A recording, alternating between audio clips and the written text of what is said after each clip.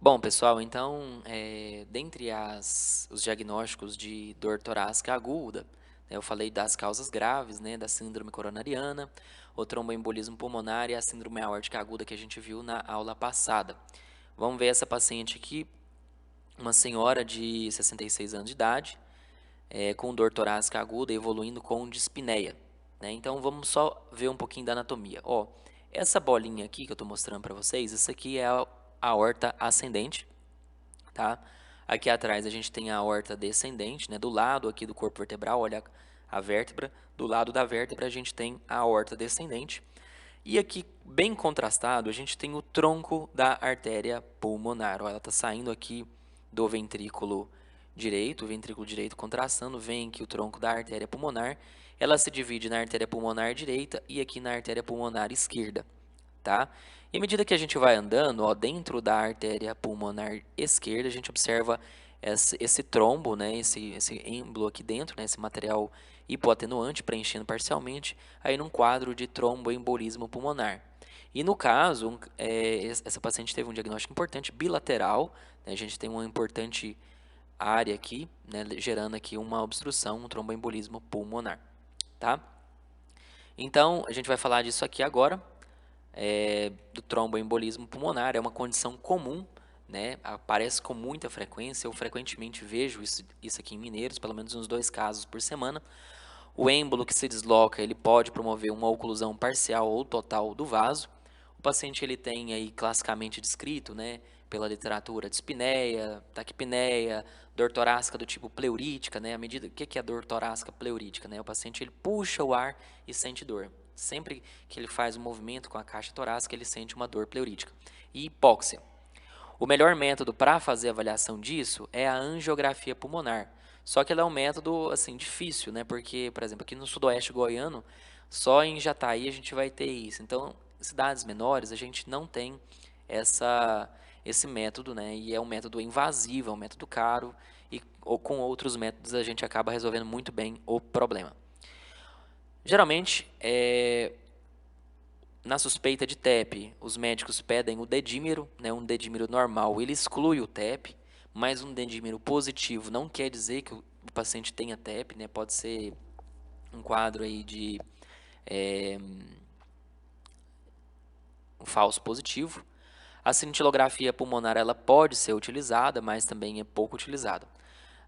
Geralmente, nos pacientes que têm aí uma suspeita de TEP, né, às vezes até TEP confirmada, é obrigatório fazer ultrassom dos membros inferiores para pesquisar aí uma trombose de veias nos membros inferiores.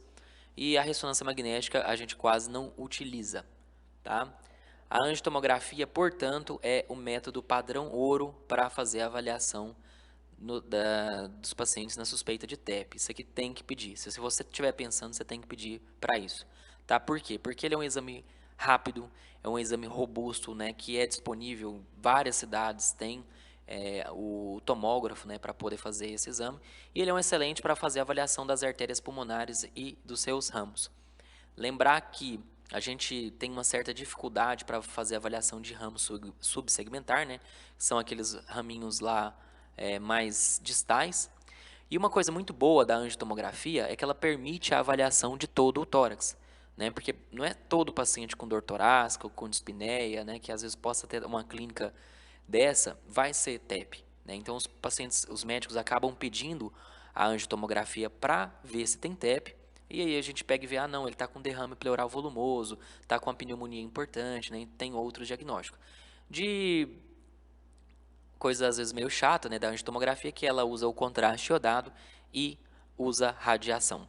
Lembrar que no tórax, né, no pulmão, a gente tem essa relação aqui da artéria e do brônquio, né? O brônquio que é a parte pretinha, a artéria é a parte branquinha, né? Geralmente a artéria ela tem o mesmo tamanho de um brônquio. Gravar isso. Em relação às artérias brônquicas, elas não estão relacionadas às artérias pulmonares, né? As artérias brônquicas, elas são ramos da aorta e elas vão suprimir o tecido conjuntivo da árvore traqueobrônquica lá, né? O interstício pulmonar, vão suprir vai promover a vascularização daquilo lá. Normalmente as artérias brônquicas, elas são de fino calibre, né? E por que eu estou falando dessas artérias brônquicas aqui agora? Porque em casos que o paciente ele tenha uma hipertensão pulmonar ou um TEP crônico, essas artérias brônquicas elas podem dilatar, elas ficarem calibrosas para tentar suprir a circulação, tá? Então aqui a gente tem aqui umas fotinhas aqui de um exame de um paciente com TEP agudo, né? Isso aqui é uma angiotomografia para descartar TEP. Então aqui, ó, nessa slide do centro aqui, tem o tronco da artéria pulmonar, ele está dando a artéria pulmonar direita, aqui uma falha de enchimento. E nesse ponto aqui a gente também tem uma falha de enchimento aqui, gerando a Perdão. Então, voltando aqui, ó, então um trombo aqui preenchendo parcialmente, né, essa artéria pulmonar esquerda aqui, o ramo, né? Normalmente, quando a gente vê no plano axial, a gente pode ver o trombo bem no centro do vaso, né, que é o caso aqui, e o contraste aqui ao redor, né? Vocês podem observar aqui, ao redor do trombo, o trombo é a partezinha mais cinza, né? Ao redor da partezinha cinza tem uma partezinha, uma linhazinha, né, branca, isso aqui é o contraste, tá? Você também, quando vê o vaso no sentido, quando você pega o vaso de comprido, né, tem o trombo aqui nesse caminho aqui, né, no centro do vaso, e em volta do trombo, né, o contraste passando aí, que é um sinal que a gente chama de sinal do trilho de trem, tá? E aqui nesse outro slide aqui para mostrar o vaso aqui totalmente ocluído, né, a artéria pulmonar totalmente ocluída por este trombo. Então, ele pode, o TEP agudo, né, o TEP recente, ele promove uma oclusão completa do vaso, né, promove uma falha de enchimento, e essa extremidade aqui do trombo, ela é côncava, né, ela é côncava, então essa extremidade ser côncava é um sinal que mostra pra gente que o TEP é um TEP agudo, que é um TEP recente, que aconteceu recentemente. E aqui, distalmente, preenchendo totalmente o vaso, né, quando você tem uma oclusão completa também, é um sinal que esse tromboembolismo pulmonar é um TEP agudo. Aqui, no caso, esse vasinho aqui totalmente ocluído, né, um caso aqui também de TEP agudo. E aqui preenchendo no centro do vaso, né, não está preenchendo totalmente, mas quando você tem um trombo bem no centro do vaso, também fala a favor de TEP agudo. Se o trombo ele estiver na periferia e o ângulo que o contraste faz com o trombo, né, for um ângulo agudo, quer dizer que isso aqui é um trombo agudo também, ou seja, tem um trombo aqui. Se eu medir esse ângulo aqui com esse ângulo de cá, esse ângulozinho que forma aqui é um ângulo agudo, então isso aqui é um sinal que fala a favor de TEP agudo, tá? À medida que o paciente ele tem o TEP, os ramos distais ao TEP, eles vão reduzindo de calibre, né? Se você comparar aqui nessa seta aqui, essa artéria com o brônquio ao redor, a artéria ela tem um calibre menor do que o brônquio do lado. Então, por que isso aconteceu? Porque esse paciente ele teve um quadro de tromboembolismo pulmonar e ocorreu um aflamento distal ali aos vasos, tá? É extremamente importante o contraste para o diagnóstico do tromboembolismo pulmonar. A gente não diagnostica geralmente o TEP sem contraste, mas nesse caso aqui, ó, vocês podem observar que o vaso vem de uma cor, ele vem de uma cor e de repente essa cor dentro do vaso fica mais branca, né? O que é isso aqui? Isso aqui é um sinal de tromboembolismo pulmonar, né? Isso aqui é o trombo, o êmbolo, né? O sangue coagulado, ele é geralmente denso, então na fase pré-contraste você vê isso aqui, você pode suspeitar, tá? Coisas que geralmente acontecem junto com o TEP é o infarto pulmonar. Observem essa área triangular, né? Aqui a gente tem uma área triangular com a base voltada para a periferia. O centro dessa área, ela é o que a gente chama de atenuação em vidro fosco. Então isso aqui é o quê? Isso aqui é um infarto pulmonar. Frequentemente é muito difícil, né, não ter um infarto pulmonar num quadro de TEP. Tá? É muito frequente ter isso. Então, se você vê um TEP e essa área aqui, esse triângulo com a base voltada para a periferia, é o TEP. E é por causa disso que o paciente tem a dor pleurítica, né? Porque esse infarto nessa região gera uma irritação pleural e toda vez que o paciente ele respira, ele tosse, ele ri, né? Tem uma dor aqui ao respirar. Outra coisa que acontece é uma sobrecarga de câmaras direitas, né? Aqui essa linha descontínua está medindo o diâmetro do ventrículo direito e essa linha contínua está medindo o diâmetro do ventrículo esquerdo. O diâmetro do ventrículo direito nesse paciente está muito maior do que o diâmetro do ventrículo esquerdo, tá? Então isso aqui é um sinal também de sobrecarga de câmara direita. Outra coisa, vocês estão vendo essa linha aqui, ó? Esse aqui é o septo interventricular. Ele normalmente ele é um pouquinho tortinho para dentro aqui, né? Quando, por causa da TEP, ocorre um aumento da pressão dentro do ventrículo direito, essa pressão ela acaba empurrando o ventrículo, o septo interventricular e retifica o septo interventricular. Então, se você vê o ventrículo direito muito maior do que o ventrículo esquerdo e uma retificação do septo interventricular, isso aí também é um sinal de tromboembolismo pulmonar. Tá? Na verdade, é um sinal de sobrecarga de câmara direita que pode estar relacionado ao tromboembolismo pulmonar. Outra coisa, tá vendo aqui essa linha aqui? Eu vou fazer uma linha. Não vai rolar aqui não. Mas desse ponto até esse ponto aqui, a gente tem o diâmetro do tronco da artéria pulmonar. Esse diâmetro aqui, normalmente, ele deve ser no máximo até 3 centímetros. Então, diante do paciente que tem aí uma suspeita de TEP, né? E eu olho o tronco da artéria pulmonar, ele está medindo essa distância aqui, mais ou menos 3,5, quer dizer que o tronco da artéria pulmonar ele está dilatado, né? Então, esse paciente ele tem um quadro de hipertensão pulmonar e isso pode estar acontecendo por causa de um TEP, né, de um tromboembolismo pulmonar. Acontece que em alguns pacientes esse TEP, né, o tromboembolismo pulmonar, ele não resolve por si só, né? Uma coisa importante que eu geralmente falo em aula e estava esquecendo. Lembrar que o tratamento do TEP, né, geralmente os pacientes eles são tratados com anticoagulantes, né, passado anticoagulante.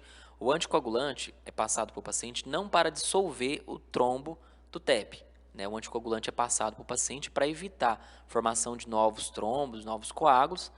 E o que vai dissolver o trombo formado no TEP ou na trombose da veia de membros inferiores é o próprio sistema fibrinolítico do paciente. Tá? Então, é o próprio paciente que dissolve o trombo, né, na maioria dos casos. Acontece que em alguns pacientes esse trombo ele acaba não sendo dissolvido, né? Às vezes foi uma embolia extensa, né? Foi um quadro realmente importante e isso aí acaba cronificando, né? Então essa oclusão ela vira parcial, né? Era total e vira parcial e o trombo ele fica ali na periferia da parede, né? As artérias elas têm uma recanalização, né? Os ramos das artérias pulmonares elas passam a ser recanalizadas, só que ali fica uma fibrose, uma cicatriz na parede do vaso, né? Um espessamento parietal, e isso aí é sinal de TEP crônico, né? Então, o paciente ele pode ter uma falha de enchimento, em flap, né? E alguns sinais secundários que a gente pode ter dilatação das artérias brônquicas e desenvolvimento de colateral, além de ter sinais de hipertensão pulmonar. Tá? Aqui, ó, nesse ponto aqui, ocorreu uma recanalização de uma trombose nessa região, e aqui tem uma certa convexidade no vaso, tá? Aqui tem um diagrama, isso aqui essa porção cinza escura é para representar o trombo crônico. O trombo crônico, ele geralmente é côncavo, então esse cinza clara que é o contraste que está chegando. Então, quando você tem o trombo, mais um trombo côncavo, isso fala a favor de um TEP crônico. Quando eu falei do TEP agudo, eu falei lá atrás que esse ângulo aqui, na verdade, essa convexidade, na verdade, aqui não era côncavo, era convexo, né? Isso aqui, já no TEP crônico, ocorre uma convexidade aqui, uma concavidade, falando a favor de TEP crônico. Um sinal de TEP crônico é o paciente, ele, por causa da hipertensão arterial crônica, ele começa a promover desenvolvimento de artérias colaterais, ou essa artériazinha aqui colateral, e os vasos distais aqui ao TEP afilados. Então, a artéria trombosada, ela é essa aqui, é um TEP crônico. Distalmente a essa artéria, os vasos eles ficam afilados de calibre, né? Vamos comparar esses vasinhos dessa região com essa mesma região do tórax contralateral. Observa o calibre desse vaso aqui e compara com os de cá. Então, de cá, nessa topografia está muito afilado por causa desse trombo que tem nesses vasinhos aqui. E como é algo crônico, ocorre o desenvolvimento de circulação colateral, né? Então falando a favor aí de um TEP crônico. Quando tem um trombo crônico, né, o ângulo que forma do contraste com o trombo é um ângulo obtuso, né? Eu falei que isso aqui, o ângulo que formava no paciente com TEP agudo era um trombo, formava um ângulo agudo. Aqui no caso, no TEP crônico, forma um ângulo obtuso, né, do contraste com a parede do vaso. Aqui também mais sinais aqui de um TEP crônico, né? Aqui ocorre um espessamento das paredes do vaso com depósitos de calcificação. Aqui, tá vendo esses pontinhos brancos aqui nessa, aumentar aqui para vocês verem, ó. Tudo isso aqui é trombo, certo? E tem uns foquinhos brancos aqui de permeio, isso aqui é tudo calcificação. Então, quando você vê deposição de calcificação no trombo pulmonar, isso aí é um sinal de TEP crônico, tá? Observem aqui, ó, tem um flap, né? Tem uma linhazinha dentro do vaso. Isso aqui também é um sinal de TEP crônico, tá, pra gente, né? Ou seja, já tem um certo tempo aqui que ocorreu essa formação dessa imagem aí. Acontece que o embolismo pulmonar ele também pode ser não trombótico. Existem essas outras causas, né, gordurosa, séptica, tumoral, hidática, por líquido amniótico, embolia gasosa, talco, cimento cirúrgico, né, o paciente que estava fazendo a cirurgia ortopédica cai cimento e aquilo ali dá êmbolo, e até por corpo estranho. Então essas são as causas de embolismo pulmonar não trombótico. As principais que vocês têm que saber é a gordurosa e a séptica, né? A embolia gordurosa, ela geralmente acontece em quase todos os pacientes que têm fratura de osso longo e vai fazer uma cirurgia ortopédica. Acontece que em pequenos casos, né, numa pequena parcela, é que aquilo ali vai ser sintomático, tá? Geralmente a clínica começa de 12 até 24 horas após o trauma. E a imagem, o que a gente vai ver na imagem? Você vai ver essas áreas, né, essas opacidades, né, a gente pode ver essas opacidades com atenuação em vidro fosco, tá? Então você vê essas opacidades com atenuação em vidro fosco, espessamento septal, num paciente que teve uma história de fratura de osso longo, cirurgia de ortopédica importante, né, de grande osso, né, você tem que suspeitar de embolia gordurosa. Outra embolia que a gente vê com frequência é a embolia séptica, né? O paciente, ele, por exemplo, que tipo de paciente tem isso?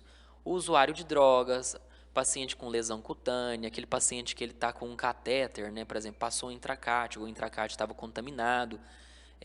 O paciente que tem endocardite de válvula tricúspide, eles começam a embolizar esses componentes infectados e acaba gerando aí a embolia séptica. E o que a gente vai ver na imagem? Geralmente a gente vê na imagem são nódulos, né, nódulos que frequentemente escavam. Então, toda vez que o paciente ele tem aí essas condições que eu falei, endocardite, infecção de pele, com usuário de droga injetável, né, e formam múltiplos nódulos, e nódulos que escavam, né, você tem que pensar aí num quadro de embolia séptica. Beleza, pessoal? Então, terminou aí o módulo de hoje, né? A gente termina o que seria a aula da próxima terça-feira. Abraço a todos.